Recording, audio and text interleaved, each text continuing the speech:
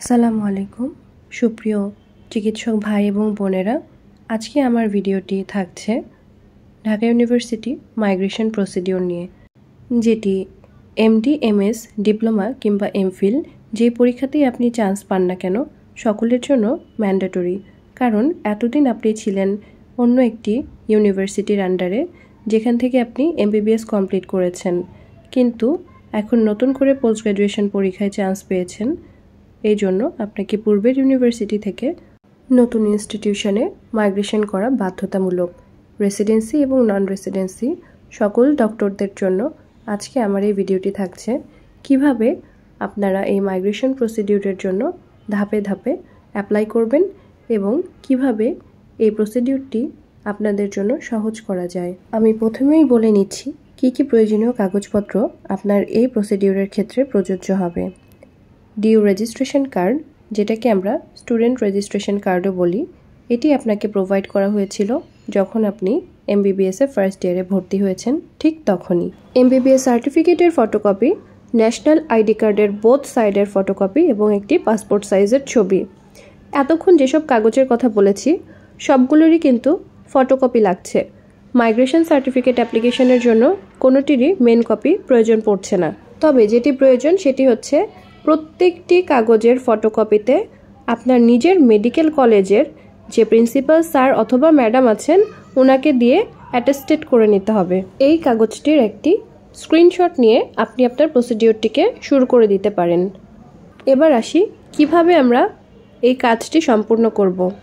প্রথমেই ঢাকা ইউনিভার্সিটির প্রশাসন বিভাগের দোতলায় 208 নম্বর রুম থেকে মাইগ্রেশন ফর্মটি কালেক্ট করতে হবে।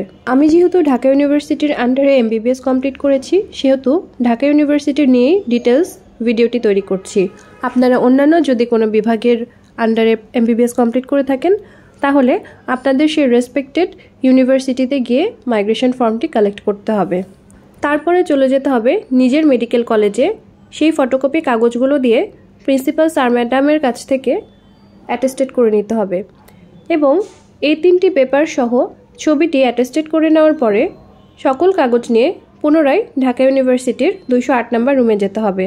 এই 208 নম্বর রুমে মাইগ্রেশন প্রসিডিউরটি সম্পূর্ণ করার জন্য মোট 4 বার যেতে হয়। যেদিন আপনি অ্যাপ্লাই করবেন সেদিন 3 বার এবং যেদিন আপনি উইথড্র করতে যাবেন সেদিন 1 বার। সো এটি হচ্ছে আমাদের সেকেন্ড টাইম 208 নম্বর রুমে যাওয়া। অ্যাটেস্টেড সকল কাগজ নিয়ে আপনি যখন 208 নম্বর রুমে যাবেন, ওনারা পেমেন্ট পারমিশনের জন্য আপনাকে কাগজে সই করে 2000 টাকা পেমেন্টের অনুমতি দিয়ে দিবে। আপনার সেই অ্যাটেস্টেড ফর্মগুলো আপনার মাইগ্রেশন সার্টিফিকেট অ্যাপ্লিকেশনের ফর্মের সাথে ওনারাই রেডি করে দিবে এবং সেই সকল ডকুমেন্টস নিয়ে আপনি চলে যাবেন টিএসসি জনতা ব্যাংকে। টাকা জমা দেওয়ার সময় ওনারা এই পারমিশনের সিগনেচারটি দেখতে যাবে। আগে 1000 টাকা জমা দিতে হতো, এবার কিন্তু 2000 টাকা জমা দিতে হয়েছে।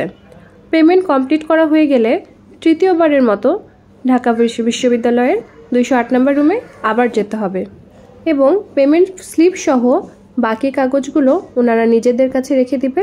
পেমেন্ট স্লিপের কাস্টমার কপিটি আপনাকে দিয়ে দিবে। কাস্টমার কপির উল্টো দিকে আপনাকে লিখে দিবে যে আপনি আপনার মাইগ্রেশন সার্টিফিকেটটি কবে পাবেন। আজকের মতো আপনার কাজটি কমপ্লিট হয়ে গেছে। এতগুলো কাজ একদিনে কমপ্লিট করা কিন্তু আপনার সবচেয়ে বড় চ্যালেঞ্জ। যেহেতু ঢাকা ইউনিভার্সিটি এবং আপনার মেডিকেল কলেজে বারবার দৌড়াদৌড়ি করতে হয়, সো আমি আমার প্রসিডিউরটি একটু ভিডিও আকারে প্রকাশ করে রাখছি। আমার কাজটা কিন্তু আমি সম্পূর্ণ একদিনে কমপ্লিট করতে পেরেছি আলহামদুলিল্লাহ। সো জেনে নেওয়া যাক আমি কখন কিভাবে কি করছি। অনেকে বুঝতে পারেন না ঢাকা বিশ্ববিদ্যালয়ের রেজিস্ট্রেশন পেপার কি এবং সার্টিফিকেট কি। আপনাদের সুবিধার্থে আমি একটু দেখিয়ে দিচ্ছি।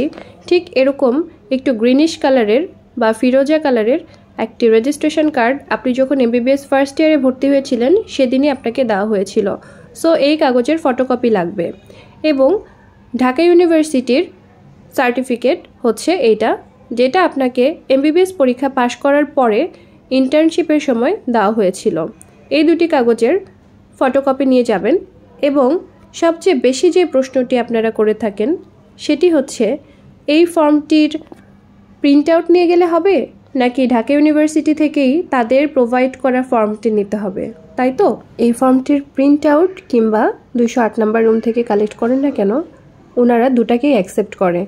রাদার আমার তো মনে হয় আগে থেকে আপনি প্রিন্ট আউট করে যদি রেডি করে নিয়ে যেতে পারেন, তাহলে আপনার যে 1 নাম্বার পয়েন্ট সেটা হচ্ছে মাইগ্রেশন ফর্ম কালেক্ট করা, সেটি কমে যাবে এবং আপনার কাজ কিছুটা হলেও সহজ হয়ে যাবে। প্রথম দিনই আপনি যদি প্রিন্ট আউট করে ফর্মটা ফিল আপ করে অ্যাটেস্টেড করে ঢাকা ইউনিভার্সিটিতে নিয়ে যান, তাহলে আমার যেটা মনে হয় যদি আপনার মেডিকেল কলেজ অনেক বেশি দূরে হয়, সেখান থেকে আপনি এই কাজটি করে রাখলে আপনি এক স্টেপ এগিয়ে গেলেন। তাহলে চলুন আমরা আমাদের দৌড় প্রতিযোগিতা শুরু করে দিই। প্রথম কাজ, ঢাকা ইউনিভার্সিটির প্রশাসনিক ভবনের দোতলার 208 নম্বর রুম থেকে মাইগ্রেশন ফর্মটি কালেক্ট করা। আমি যেহেতু ফর্মটি প্রিন্ট আউট করে নিয়ে যাইনি, তার জন্য খুব সকাল সকাল বের হয়ে পড়লাম। কাজটি যদি সম্পূর্ণ একদিনে কমপ্লিট করতে চান, অবশ্যই অনেক সকালবেলা বের হয়ে পড়তে হবে। এই অফিসগুলো সাধারণত 9টার দিকে খোলে। আমি 9:30 থেকে 10:45টার মধ্যে পৌঁছে গিয়েছিলাম। সকাল সকাল যাওয়ার আরেকটা সুবিধা হচ্ছে আমি একদমই ভিড় পাইনি এবং আমাকে কোথাও কোনো লাইনেও দাঁড়াতে হয়নি। অফিসিয়াল স্টাফরা একদমই অ্যাক্টিভ ছিল এবং আমি আমার বরকে নিয়ে খুব সুন্দর একটি শর্ট ঢাকা ট্যুরে বের হয়ে পড়েছিলাম, এমন একটি ফিলিংস পাচ্ছিলাম। এনিওয়েজ, ঢাকা ইউনিভার্সিটি তো অনেক সুন্দর একটা জায়গা, যেখানে ঘুরতে গিয়েছিলাম এরকম একটা ফিলস হচ্ছিল। তো এনিওয়েজ, এবার আমাদের 2 নাম্বার কাজ, যেটি হচ্ছে ফর্ম কালেক্ট করার পরে নিজের মেডিকেল কলেজে এই ফর্ম সহ বাকি যে 3টি কাগজের ফটোকপির কথা বলেছিলাম সেগুলি অ্যাটেস্টেড করতে যাব। যাদের মেডিকেল কলেজ ঢাকা ইউনিভার্সিটিতে অনেক বেশি দূরে, তারা কিন্তু অবশ্যই এই মাইগ্রেশন ফর্মটি আগে থেকে প্রিন্ট আউট করে সরাসরি মেডিকেল কলেজে চলে যাবেন এবং প্রয়োজনীয় কাগজগুলো অ্যাটেস্টেড করে তারপরে যাবেন ঢাকা ইউনিভার্সিটিতে। যদি প্রিন্ট আউট করার ফর্মটি না পান, তাহলে অবশ্যই জানাবেন, আমি আপনাদেরকে PDF প্রোভাইড করে দিব। ঢাকা শহরের এমন ফাঁকা রাস্তা পাওয়াটাও তো একটি ভাগ্যের বিষয়, তাই না? মেডিকেল কলেজে যাব আর ফেভারিট ম্যাডামদের সাথে ছবি তুলব না, তা কি করে হয়? যেসব ম্যাডামদেরকে অ্যাভেলেবেল পেলাম, ঝটপট সবার সাথে ছবি তুলে নিলাম, কেননা ওনাদের হাতে ধরেই আজকের এই আমি আমার লক্ষ্যে পৌঁছাতে পেরেছি। যত যাই করি না কেন ঝটপট করতে হবে, কেননা এখন আবার অ্যাটেস্টেড কপিগুলো নিয়ে ঢাকা বিশ্ববিদ্যালয়ের 208 নম্বর রুমে তাড়াতাড়ি চলে যেতে হবে, কেননা এখন আমার প্রয়োজন পেমেন্ট করার পারমিশন। ঢাকা ভার্সিটির পথে রওনা হয়ে গেলাম। এই ফাঁকে আপনাদেরকে একটু জানিয়ে রাখি, আগে এই মাইগ্রেশন ফর্ম অ্যাপ্লিকেশনের জন্য 1000 টাকা পে করতে হতো, এবার কিন্তু সেখানে 2000 টাকা পে করতে হয় এবং খুবই রিসেন্টলি এই পেমেন্টটা বেড়ে 2000 টাকা হয়েছে। ভুলেও কেউ 1000 টাকা কম নিয়ে যাবেন না, তাহলে কিন্তু এই সিলি মিস্টেকগুলোর জন্য আপনার কাজটি একদিনে কমপ্লিট নাও হতে পারে। ঈদের মধ্যে এই নিউ মার্কেট নীলক্ষেত রাস্তাগুলোতে অনেক বেশি জ্যাম পড়ে, তাই প্রকৃতির সৌন্দর্যে মুগ্ধ হয়ে একেবারে সময় নষ্ট করলে চলবে না। পারমিশন পাওয়ার পরে চলে গেলাম TSC জনতা ব্যাংকে, যেখানে আমাকে পে করতে হবে নির্ধারিত ফি। এই জনতা ব্যাংকে যাওয়ার পরেই একেবারে নিচ তালাতেই হাতের ডান পাশে হচ্ছে প্রথম ঘরটি, যেখানে আমার কাজটি আজকে সম্পূর্ণ হবে। মাইগ্রেশন ফর্ম টাকা জমা দেওয়ার ফর্মটি হচ্ছে হলুদ কালার এবং দেখতে ঠিক এরকম। 3টি পেজই ফিল আপ করতে হবে এবং পুনরায় যখন আমরা ঢাবির 208 নম্বর রুমে যাব, এখান থেকে একটি স্লিপ আপনাকে দিয়ে দিবে, যেটি হচ্ছে জমাকারীর অংশ, 3য় কপি, এবং এই কপিতেই লেখা থাকবে আপনি মাইগ্রেশন সার্টিফিকেটটি কবে উঠাতে পারবেন। এই ফর্মটি ফিল আপ করে আপনার মাইগ্রেশন ফর্মের পারমিশনের পেজটি সহ সকল ডকুমেন্ট ব্যাংকারদেরকে দিলে ওনারা সেখানে অ্যাকসেপ্টেড সিল দিয়ে আপনাকে সমস্ত কাগজপত্র আবার ব্যাক করে দিবে এবং সেটি নিয়েই আমাদের আবার পুনরায় ঢাকা ইউনিভার্সিটির 208 নম্বর রুমে 3য়বারের মতো যেতে হবে। নির্ধারিত সময়ের মধ্যে কাজটি সম্পূর্ণ করার জন্য পুনরায় আমরা খুব তাড়াতাড়ি রওনা হয়ে পড়লাম। যার দিন তার উপরে ছিল টিপটিপ বৃষ্টি। আপনারা যদি এই রমজানে না গিয়ে পরে অন্য কখনো যেতে চান, অবশ্যই সাথে করে পানি এবং কিছু স্ন্যাক্স নিয়ে যাবেন, যেহেতু সারাদিনের একটি প্রসিডিওর। সকাল 9টার সময় গিয়েছি এবং কাজ শেষ হতে হতে আমার প্রায় 1টা বেজে গেছে। তারপরেও আমার বর যেহেতু রেসিডেন্সি কোর্সে আছে, এই কাজগুলি আমার ওর জন্য ভীষণ ইজি হয়ে গেছে। আপনাদের সবার জন্য আমাদের পক্ষ থেকে এই ভিডিওটি করা থাকলো, যেন আপনাদের সকলের এই কাজটি করা অনেকাংশে সহজ হয়ে যায়। আপনারা অবশ্যই আপনাদের পরিচিতদের মাঝে আমাদের এই ভিডিওটি শেয়ার করে দিবেন।